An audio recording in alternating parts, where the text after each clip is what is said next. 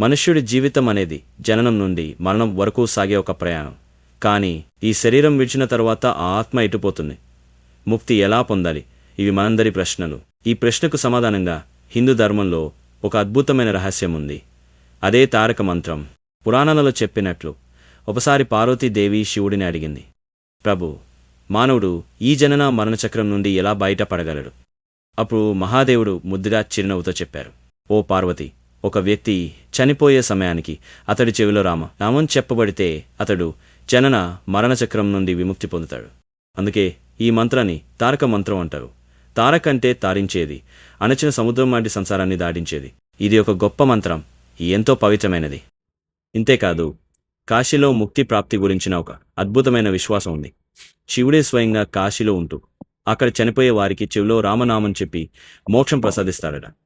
అందుకే కాశీలో చనిపోవాలని ఎన్నో మంది ఆధ్యాత్మికులు భక్తులు కోరుకుంటారు. ఇక మన సంప్రదాయంలో ఒకరు చనిపోతున్న సమయంలో వారి కుడి చెవిలో ఓం నమో నారాయణ లేదా రామ అని మంత్రం చెప్పడం ఒక మహా పుణ్యకార్యం. ఇది ఆత్మకు మార్గదర్శనం చేస్తుంది, ఆత్మ సద్గతికి దారితీస్తుంది. ఇది భక్తి యొక్క చివరి ఘట్టం.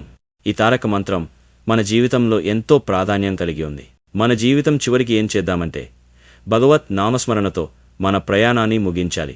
రామ రామ రామేతి రమే రామే మనోరమే సహస్రనామ తత్తుల్యం రామనామ వరానం. రామనామం అనేది 1000 పేర్లకు సమానం. అది తారక మంత్రం, అది మోక్షమార్గం. మీకు ఈ వీడియో నచ్చితే లైక్ చేయండి, షేర్ చేయండి, ఛానల్ను సబ్స్క్రైబ్ చేయండి. జై శ్రీరామ్. ఓం నమో నారాయణాయ.